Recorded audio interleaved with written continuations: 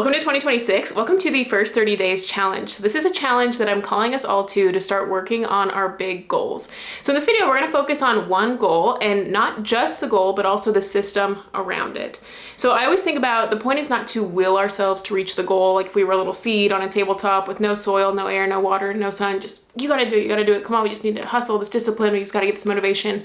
But the point is to put the system in place and the constraints and the environment such that it would be inevitable for you to reach your goals.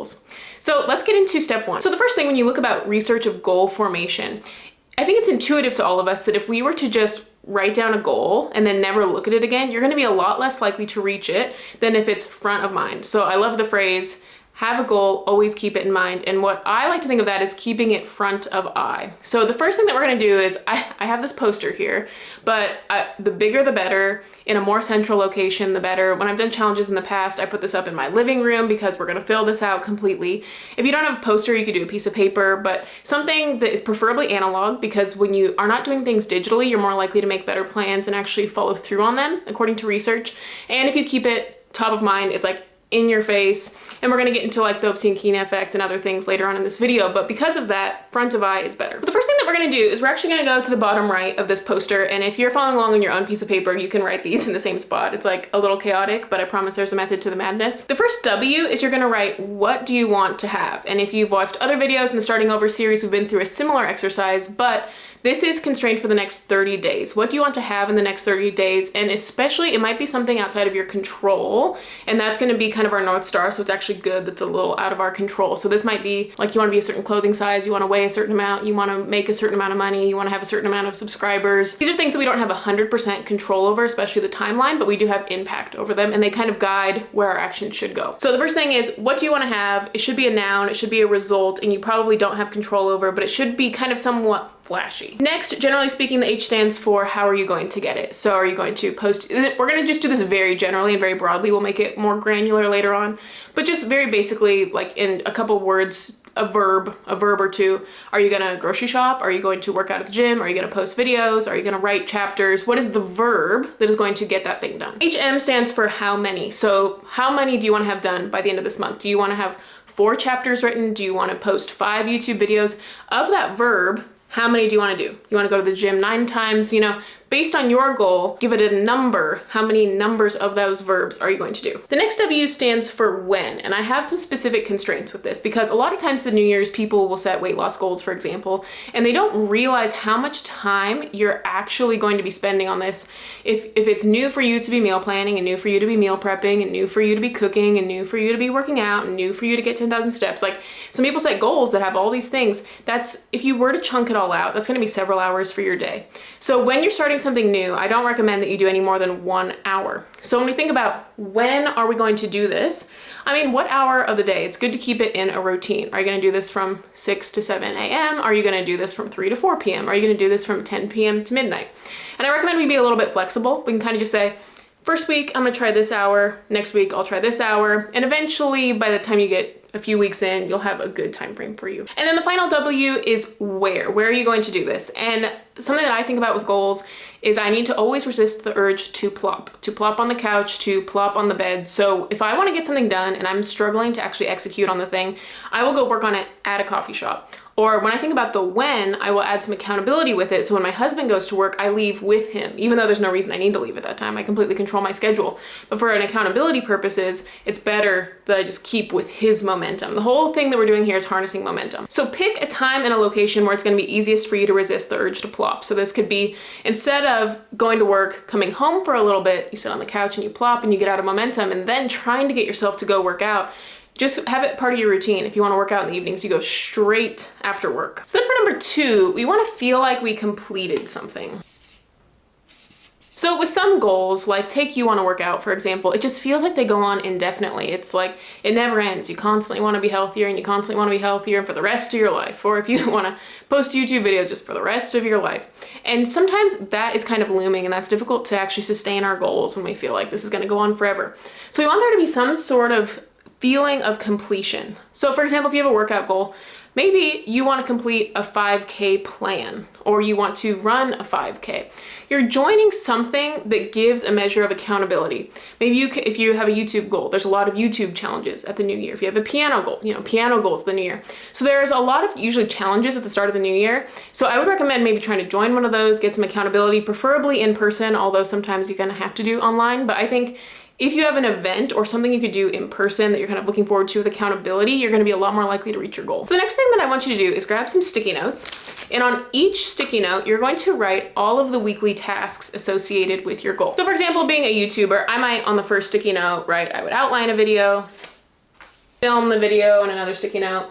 And I have a whole video on this, which I will link in the Starting Over series that goes a lot more in depth into this exercise, but I'm writing out all of the weekly tasks. So if you're working out, maybe grocery shopping, maybe meal planning, depending on how you want to structure it, maybe there's meal prepping, maybe there's going to the gym. So I want you to think about what are all the tasks. And since I don't want us to be spending more than an hour on this, I want you to think about, for all of these tasks, which are the ones that are actually gonna move the needle? And maybe if we were really gonna try to do it perfectly and just like slave over this thing, we would do all the tasks. But which are the ones that will really move the needle? And I just give you permission to just get rid of the ones that are not actually gonna really move the needle.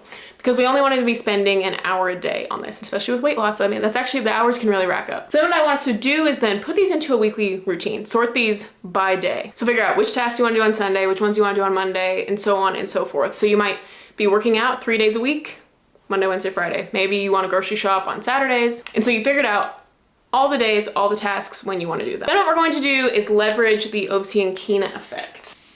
Now, I just happened to draw this random shape. The way I was thinking of it was kind of like a Candyland board, but you could draw whatever shape you want.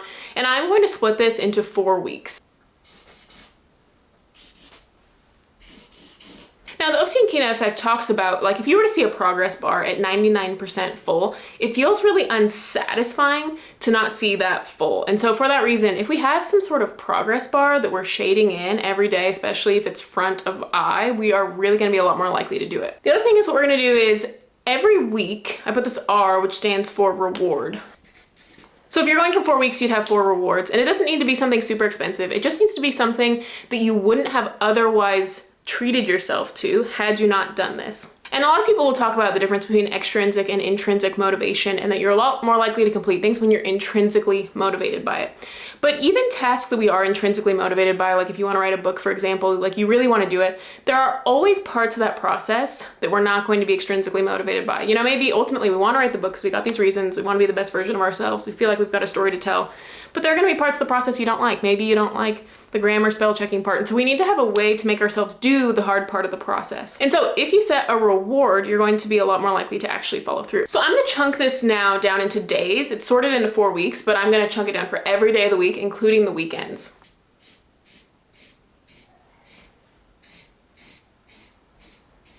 So basically what we're gonna do is every day that you follow through on the rules that we've set up, you get to shade in a day. So this first box would represent the day that you start the challenge, and then this is the second day, and the third day, and so on and so forth. Now, I don't recommend just filling it in only if you complete the task. I have a couple other constraints because, like I said at the beginning of the video, we want to build the system. It's not just we want to we have this thing, we gotta fulfill this checklist, but we actually wanna create the environment and the system. So part of what we're going to do is actually going to be focusing on the system, and then doing the task is going to be a byproduct of that system. So I'm gonna split the tasks into morning and evening tasks. And we're gonna keep it short because if we do too many tasks, it's gonna be overwhelming. And like you outlined on your sticky notes, you probably already have a lot of tasks, so we're gonna keep this very short. Now for me, I do my tasks of the day in the morning, but if you chose to do yours in the evening, you'd write this in the morning. But since it's myself, I'll just write this here. So every morning I need to do my task of the day. So as I outlined on my sticky notes, if I said I wanted to work out on Mondays, that's my task of the day. So in order to shade this in every day, that's one of the things I have to do. Then in the evening, there are just 2 tasks. One, in the evening or the night before, you're gonna set a 5-minute timer and do 5 minutes of whatever tomorrow's task is. So if you said that you wanted to outline a YouTube video the next day, then the night before you would do the first 5 minutes. So you'd open the Google Doc, you have the idea, you get it started, and you get into momentum, because the hardest part of getting things done is getting started. So the night before you do the getting started, then the next day you just flow right into it. If you had to work out the next day, maybe the night before you set out your clothes, you get the keys by the door, you get your shoes, you put everything in its place so that when you wake up, you just show up. And I actually lied, this is a weekend task. And in the evenings on the weekend, you're gonna outline your daily tasks.